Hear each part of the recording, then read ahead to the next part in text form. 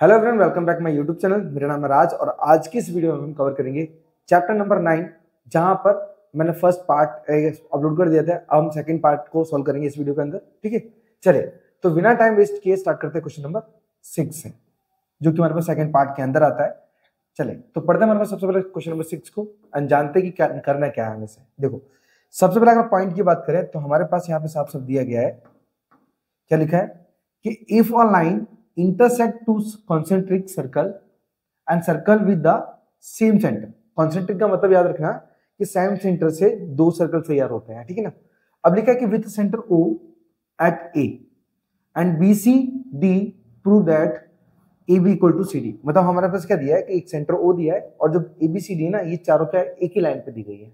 तो हमें प्रूव करना है कि AB CD के बराबर है। मतलब बोल सकते हो कि ये AB इस CD के इक्वल प्रूव करना है। बहुत ही आसान है। सबसे पहले हम क्या करेंगे, एल्टीट्यूड बनाएंगे अपना एल्टीट्यूड, ठीक ना। मतलब हम क्या करेंगे, ये O, इसका नाम दे देते हैं ओम एम, ठीक है ना। तो हम क्या करेंगे, ओ एम एक एल्टीट्यूड बनाएंगे किसके ऊपर, पूरी लाइन के ऊपर। तो लिखेंगे हम यहाँ पे, गिवन तो हमें कुछ है ही नहीं है। चलो तो सबसे पहले हम क्या करेंगे, आप लिखेंगे ओ एम एल्टीट्यूड ऑफ किसका, हमारे पास ए बी, फिर वाइज कॉमा कर लीजिए, फिर O M is altitude of किसका होगा हमारे पास, बी सी। ए बी, अच्छा ए बी छोटी ले लीजिए ना, जस्ट वेट, ये ए बी नहीं से ए डी बना देते हैं, ए डी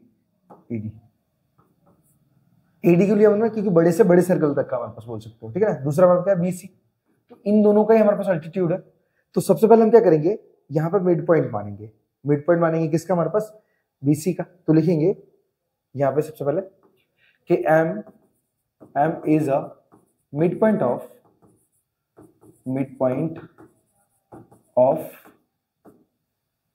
किसका, हमारे पास एडी है, एडी का।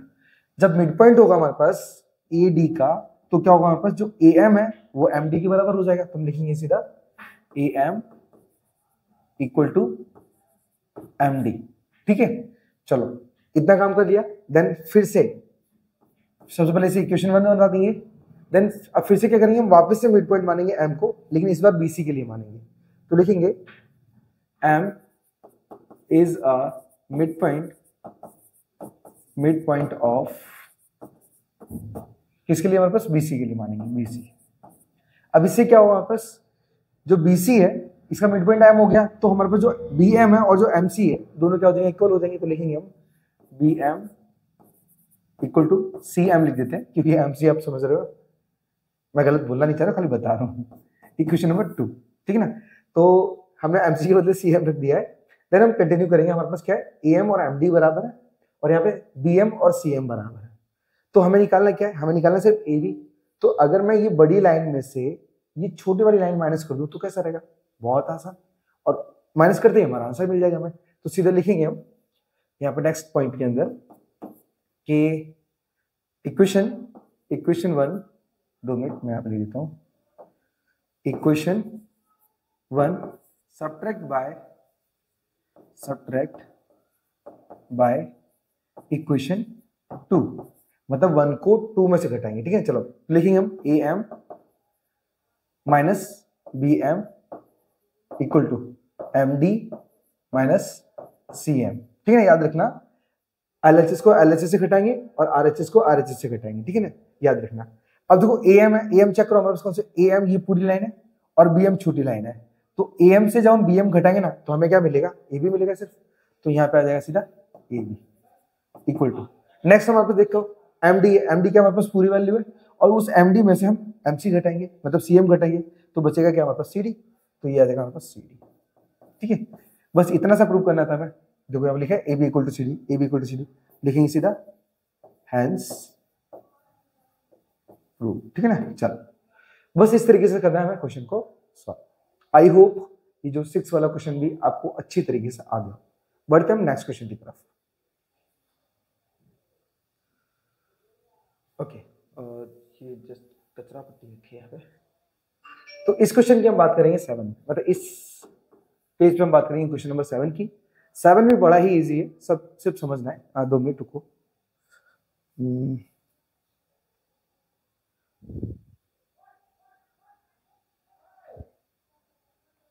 ओके चलिए, तो 7 की बात करें, अब 7 में फिगर को देख के तो बहुत अजीब लग रहा है कि सर आएगा भी कि नहीं आएगा, लेकिन बहुत ही आसान है। अब समझना कैसे, चलिए देखो। तो मैं यहाँ पे थोड़ा सा इसे लार्ज बना लेता हूँ बिकॉज आपको समझाने के लिए। ओके देखो, अब नोटिस करना सबसे पहले, एक हमारे 9th के अंदर एक कॉन्सेप्ट है थ्योरम एक सेम सेगमेंट वाली। जब कभी दो सेम सेगमेंट निकलते हैं ना तो वो दोनों आपस में इक्वल होते हैं, ठीक है ना। तो हम निकालेंगे, देखो ए सी पी और ए बी पी, तो ये दोनों एंगल्स है ना, ये दोनों, ये हमारे पास सेम सेगमेंट है। जब सेम सेगमेंट होंगे तो क्या होगा, ये दोनों इक्वल ही हो जाएंगे। तो हम क्या करेंगे, यहाँ पे लिखना स्टार्ट करेंगे। गिवन तो हमें कुछ भी नहीं है यहाँ पे, ठीक है, गिवन कुछ भी नहीं है यहाँ पे। 2 मिनट एक बार चेक कर लेते हैं, यहाँ पे लिखा है 2 सर्कल्स। ओके, पहले क्वेश्चन को समझ लेते हैं। लिखा क्या है, 2 circles intersect at 2 points B and C. हमारे पास 2 सर्कल है, 2 सर्कलों से एक ये सर्कल हो गया और एक ये सर्कल हो गया। इनमें दोनों की सेंटर पॉइंट नहीं बताया, लेकिन ये बताया कि दोनों को दोनों बी और सी पर क्या कर रहे हैं, एक दूसरे को टच कर रहे हैं। ओके, इतना तो डन ही है। देन लिखा है थ्रू द, अब पता नहीं क्या अटक गया इधर, चेक करना पड़ेगा मुझे। ओके, थ्रू बी लिखा हमारे पास, बी, थ्रू बी, आगे पता नहीं कुछ बी डी होगा, कुछ होगा।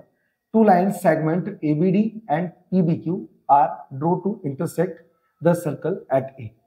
तो हमारे पास क्या दिया है कि जो एंगल ए डी दिया ना, ए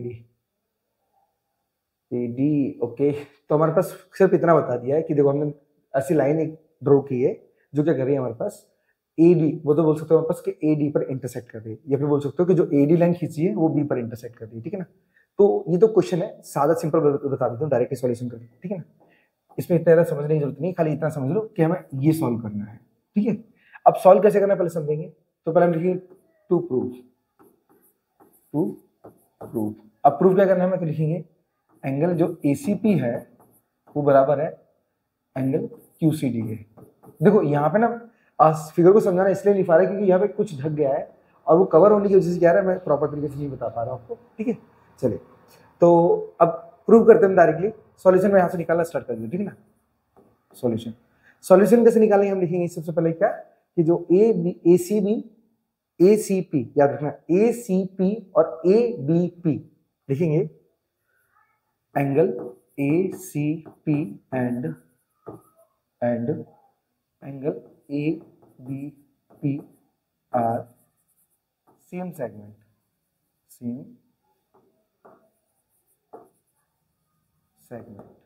ठीक है ना। अब सेम सेगमेंट हो गए तो इससे क्या होगा, हम यहाँ पे लिखेंगे एक और स्टेटमेंट कि we know that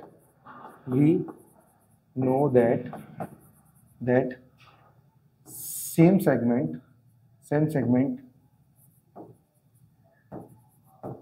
angle are equal.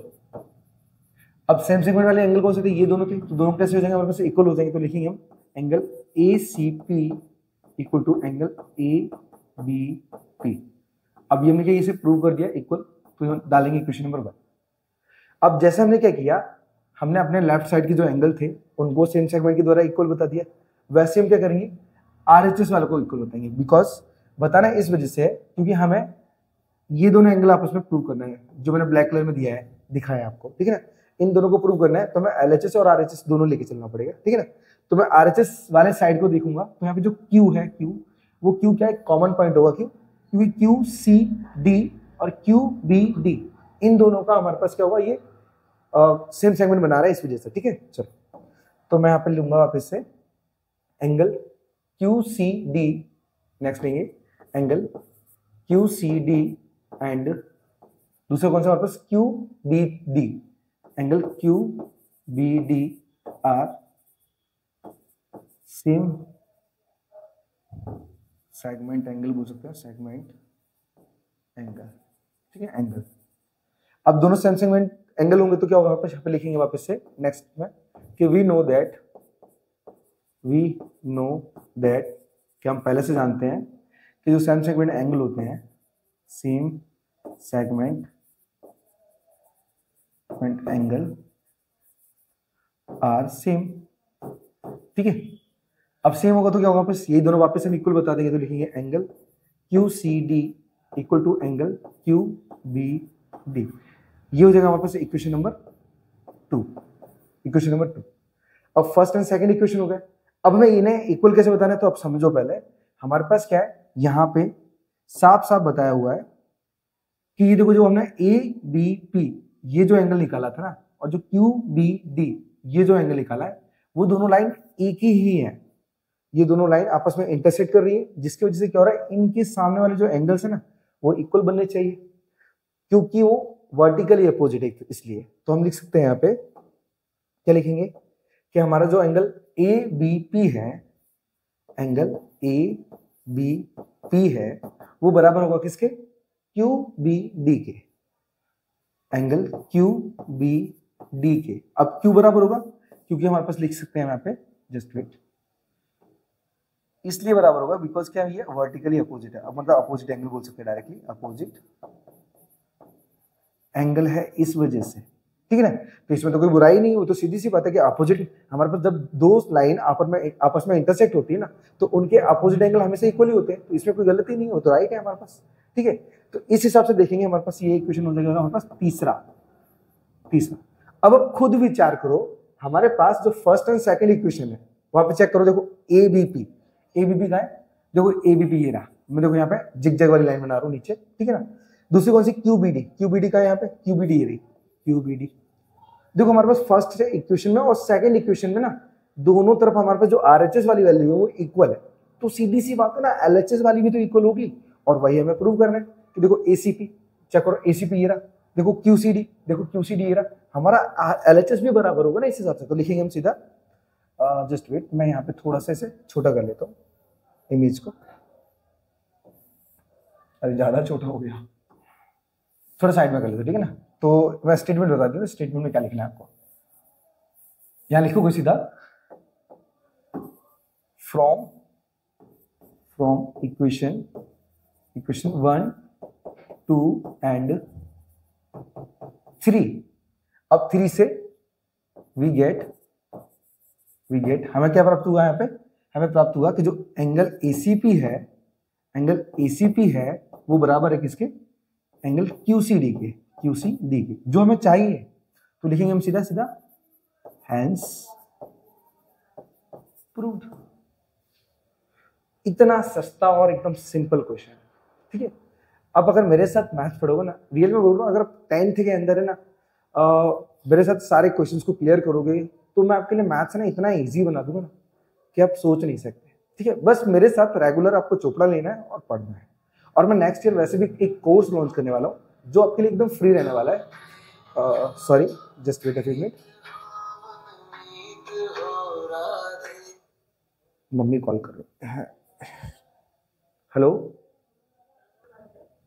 Okay, तो माफी चाहता हूँ कि बिकॉज ना फोन आया इस वजह से डिस्टर्बेंस मिला मैं।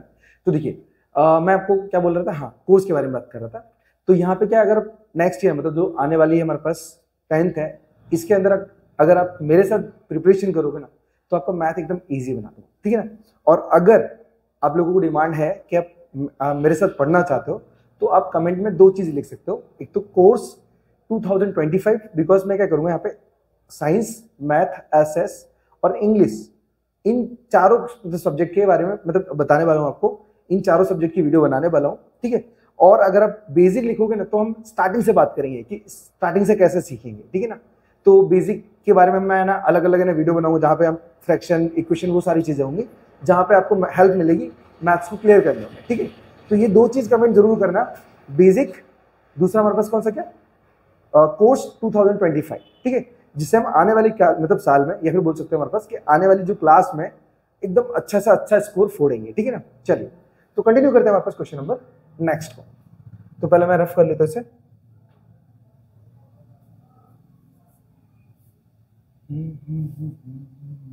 ओके। तो आई होप इतने बड़े फिगर से आपको डर नहीं लग रहा होगा, ठीक है ना यार। मैथ्स में कोई मतलब हार्ड चीज नहीं है जितना हम मान लेते हैं, ठीक है ना। और मैं भी मानता हूँ कि कुछ टीचर ऐसे होते हैं ना जो हमें सिखा नहीं पाते या फिर हम सीख नहीं पाते उनसे, ठीक है ना। तो इसमें कोई गलत बात नहीं है, ठीक है। तो मैंने भी है ना जब छोटी क्लास मतलब 10th क्लास में था तो उस समय भी मेरे टीचर ऐसे थे जो एक बार पूछने के बाद ऐसा आंख दिखा देते थे, ठीक है ना। तो डर के मारे हम वैसे ही बैठ जाते थे तो सीख ही नहीं पाए इतने अच्छे से, लेकिन बाद में जब हमने फोकस किया उस चीज के ऊपर क्लियर हो गया, ठीक है ना। तो यहाँ तो मैं आपको कॉन्सेप्ट क्लियर कराने वाला हूँ, आप कमेंट कर रहे हो कि मतलब मुझे ये नहीं आ रहा, वो नहीं आ रहा, तो मैं कोशिश कर रहा हूँ कि अच्छे से अच्छा गिव अप, मतलब अच्छे से अच्छा आपको समझाऊं, ठीक है। चलिए सो बढ़ते हैं हमारे पास क्वेश्चन नंबर 8 की तरफ। और सॉरी थोड़ा मोटिवेशन ज्यादा ही हो गया था। चलो अब क्वेश्चन में क्या बोला है इस बार फिर से कवर हो गया, चलो कोई बात नहीं, कोशिश करते हैं कि सारा का सारा हमारे पास समझ में आ जाए कि if two equal chords of a circle intersect within the circle, prove that the segment of one chord are equal to corresponding segment of the other chord। तो सबसे पहले हमारे पास प्यारा प्यारा सा क्या सर्कल दिया है, सर्कल। चलिए तो सर्कल ले लेते हैं हम। अब हमारे पास सर्कल है कौन सा, ये प्यारा प्यारा सा सर्कल है। 2 मिनट, ओके नाम तो नहीं दे सकते ना, लेकिन पॉइंट दे सकते। देखो हमारे पास जो मिड पॉइंट होगा ना, प्यारा प्यारा सा मिड पॉइंट, वो ओ होगा, ओ। अब 2 कॉर्ड है, कौन कौन से हमारे पास, नाम तो दिया ही नहीं है भाई, बिना नाम वाले, चलो कोई बात नहीं, हम नामकरण खुद से कर लेंगे। तो अपने पास 2 प्यारे प्यारे से कॉर्ड है, ओके। एक यहां से ले लेते हैं हम कुछ इस तरीके से, और दूसरा यहीं से ले लेते हैं ये इस तरीके से। अब 2 कॉर्ड है हमारे पास, कौन से, ए बी, और दूसरे कौन सा, सी डी। ये प्यारे प्यारे से हमने कॉर्ड ले लिए। अब हमें क्या करना है यहाँ पे, सबसे पहले इन दोनों के परपेंडिकुलर बना लेते हैं विथ सेंटर ओ से, ठीक है ना, विथ सेंटर ओ से, तब जाके मैं आपको क्वेश्चन समझा पाऊंगा कि क्वेश्चन में पूछा क्या है। चलो ओके, चलो नेक्स्ट, ओके। अब नाम दे देते हैं हमारे पास, इसका नाम एम, ये एन, और बीच में दे देते हैं पी। अब समझ लेना क्वेश्चन में पूछा क्या है। यहाँ पे ये पूछा गया है कि अपने पास जो फिगर है, देखो यहाँ पे फिर से एक बार पढ़ लेता हूं मैं, कि prove that the segment of one chord are equal to the corresponding segment of the other cord.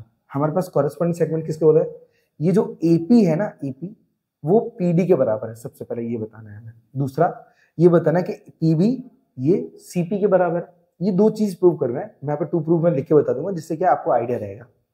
और इससे पहले हमारे पास गिवन क्या है, पहले हम उसे लिख लेते हैं। तो गिवन में हमारे पास क्या है, ये दोनों अल्टीट्यूड है, कौन से, ओ एम और ओ एन। तो लिखेंगे O M and O N altitude, altitude of A B and C D. अब अल्टीट्यूड है तो दोनों के दोनों कैसे होंगे, हमारे पास इक्वल होंगे, तो लिखेंगे O M equal O N, ये दोनों आपस में बराबर है।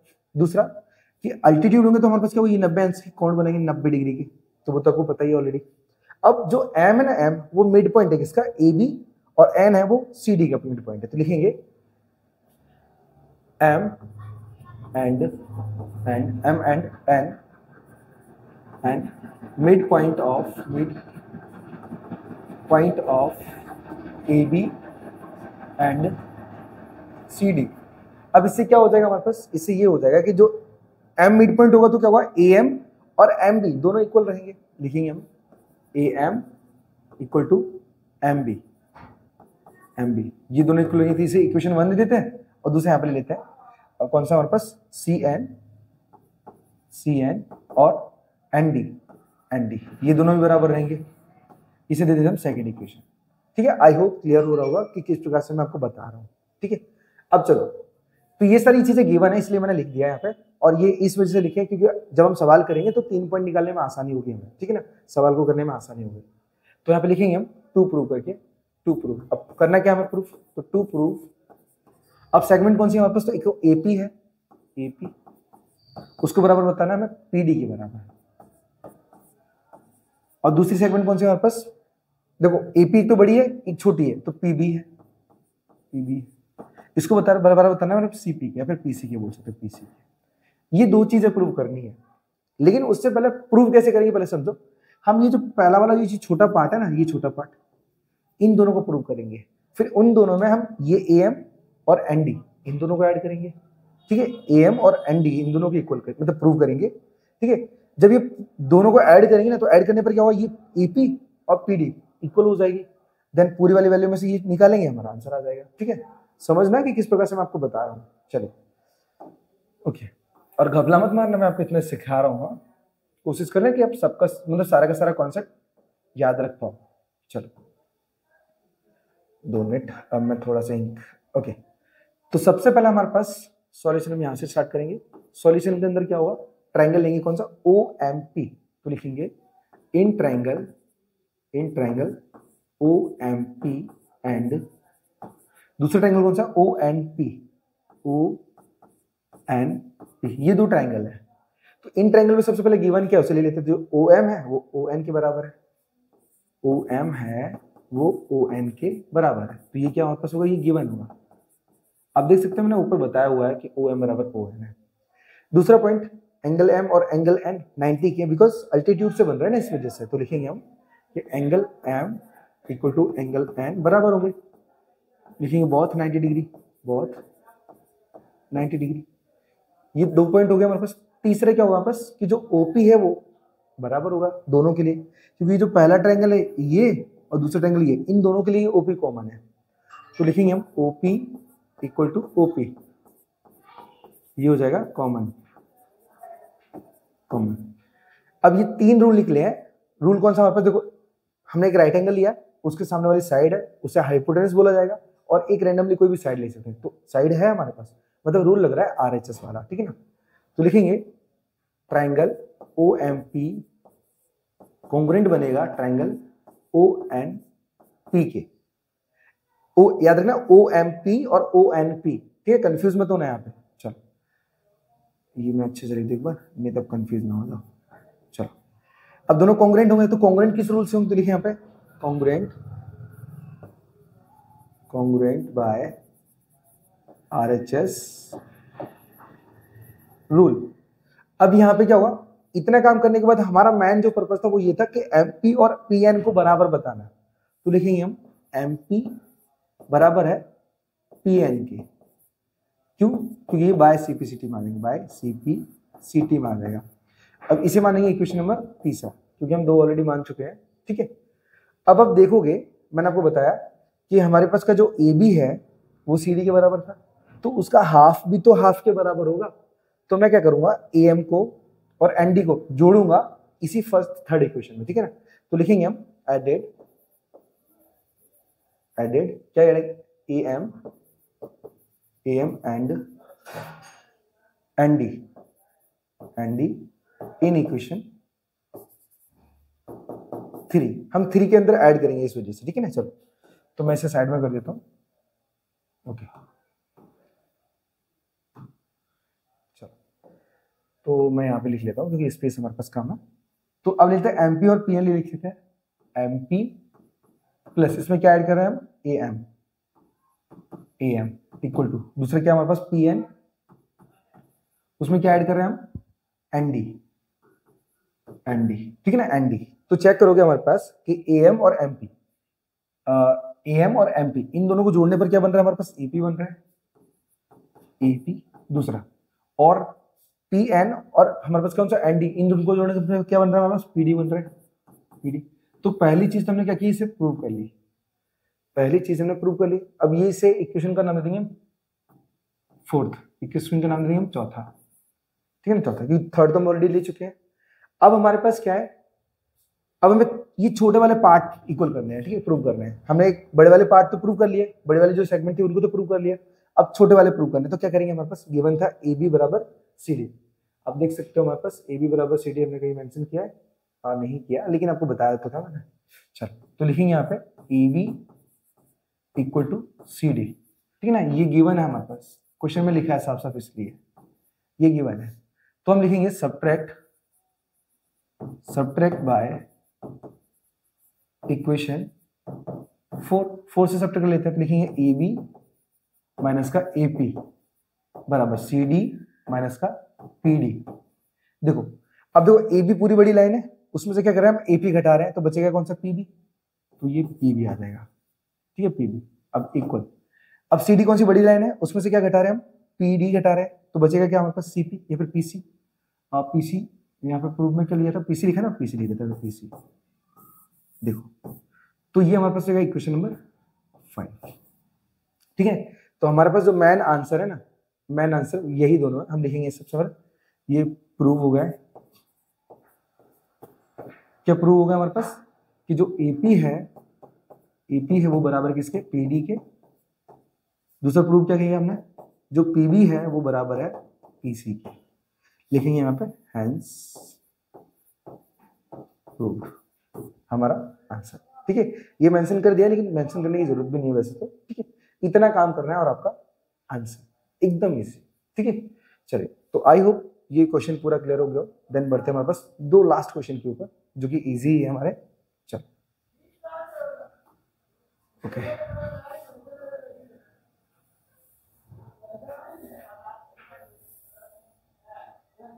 ओके मैं ऐसे डिलीट मार रहा हूँ, डिलीट। चलिए, तो फिर से हम अपने आ जाते हैं क्वेश्चन के ऊपर। अब हमारा क्वेश्चन नंबर 9 है।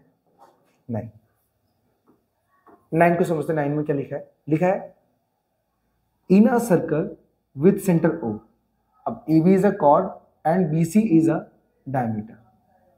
ओके, हमारे पास क्या दिया है, AB कॉर्ड है और BC एक डायमीटर। चलो ले लेते हैं हम, 2 मिनट मैं यहाँ पे तैयार करता हूँ पहले सर्कल, प्यारा प्यारा सा सर्कल तैयार करते हैं।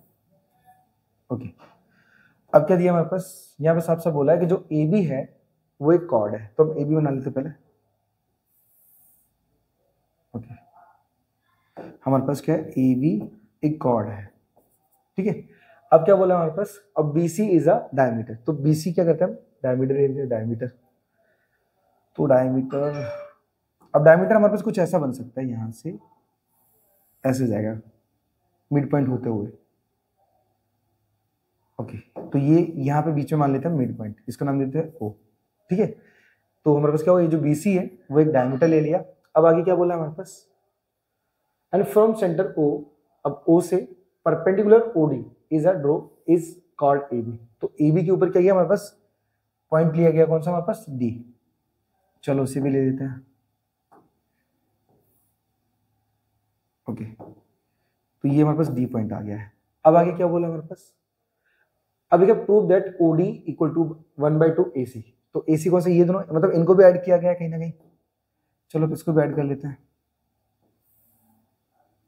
कुछ इस तरीके से। ओके, तो आई होप फिगर बनाना आपको आगे हो कि किस प्रकार से बनाना है। अब प्रूव क्या करना है उसे देख लो। हमारे पास ये प्रूव करना है कि जो OD है, हमारे पास जो OD है वो हाफ है AC का। ठीक है, एकदम आराम से आ जाएगा, छोटा क्वेश्चन है और समझ में आ जाएगा पूरा।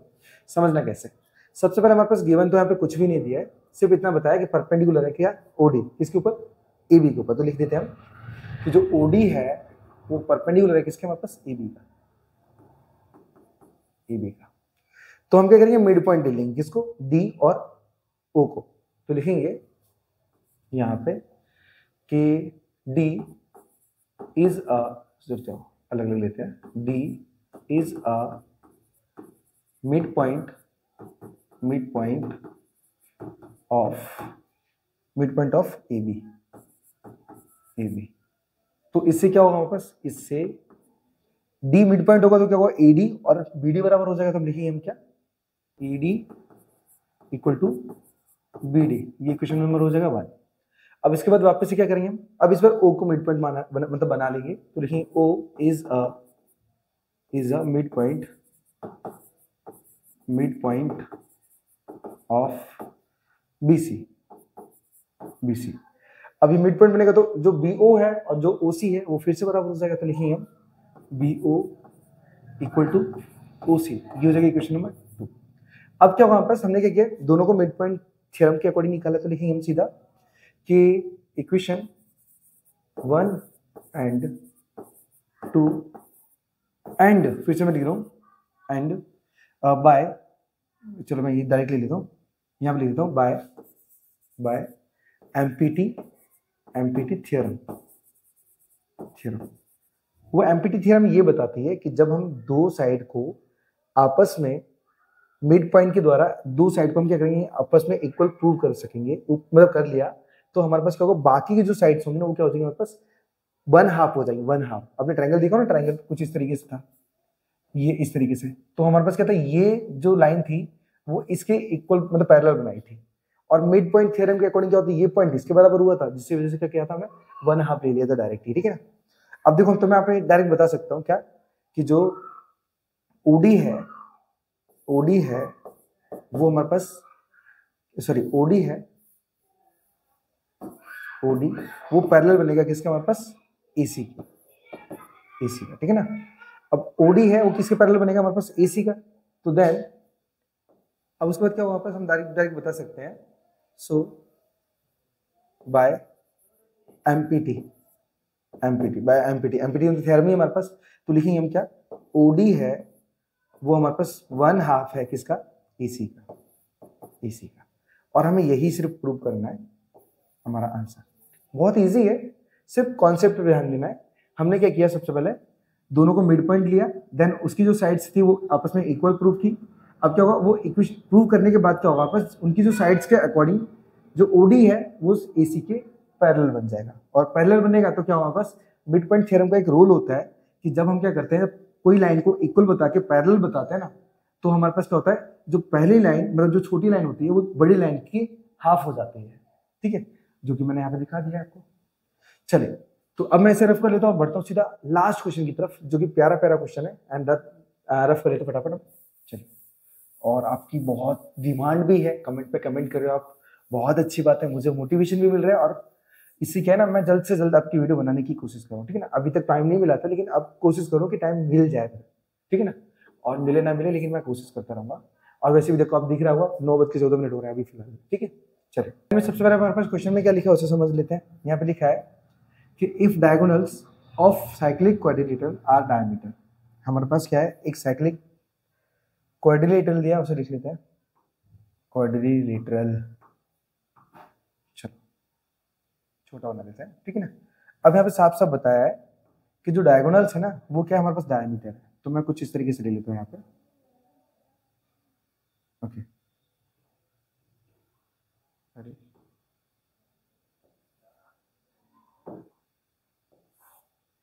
क्या हो रहा है,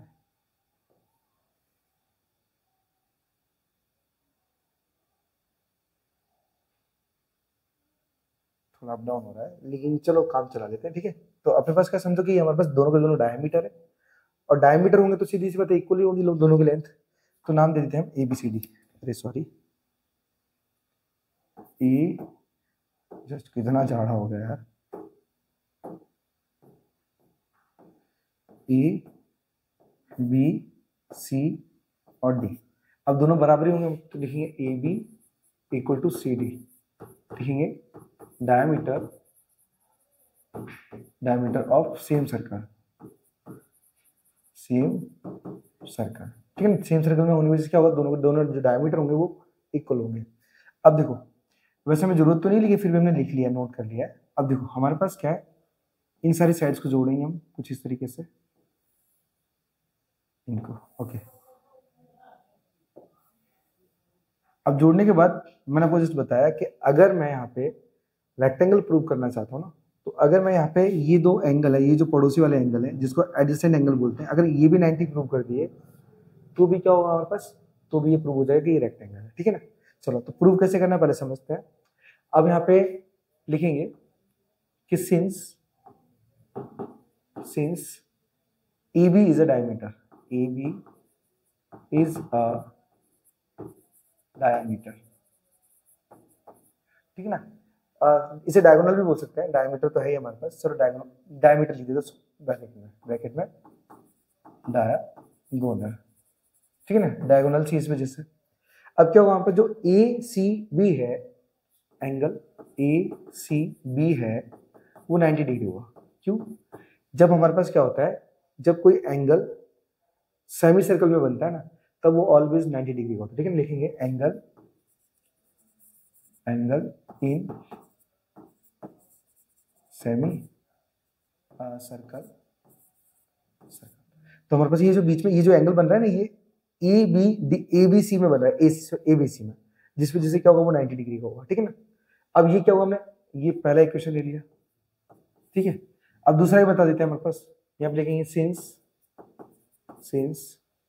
इस बार डायगोनल किसी और को मान लेते हैं, इस बार डायगोनल लेते हैं हम क्या, CD को, CD इज अ डायमीटर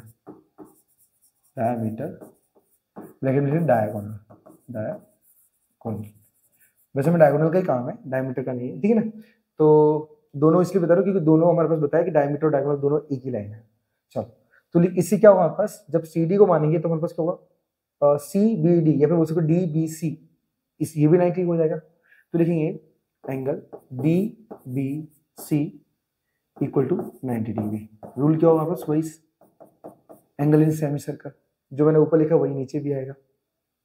अब हम क्या करेंगे ना, अब हम एंगल सी को लेके एंगल बी को 90 बताते हैं। पहले एंगल सी को लेके बी को 90 बताते हैं, ठीक है ना। चलो तो मैं अब लिखूंगा सबसे पहले, 2 मिनट, थोड़ा सा इधर लिख लेता हूँ। ओके, अब मैं यहाँ पे लिख सकता हूँ क्या, angle A C B, angle A C B plus में angle D B C, D B C equal to 180 degree होगा, 180 डिग्री। अभी 180 क्यों आया, क्योंकि हमारे पास जो 180 डिग्री होता है ना, जो एडजेसेंट एंगल होते हैं जो 180 डिग्री होते हैं, सॉरी जो एडजेसेंट एंगल होते हैं, एडजेसेंट वो हमेशा 180 डिग्री होता है। ऑलवेज याद रखना, ये प्रॉपर्टी है हमारी क्वाड्रिलेटरल की। तो अब हमारे पास क्या है, अगर मैं किसी भी एक एंगल को रख देता हूँ, समझो कि मैंने ए सी बी रखा, ए सी बी रखा 90 डिग्री, और एंगल डी बी सी निकाला, डी बी सी,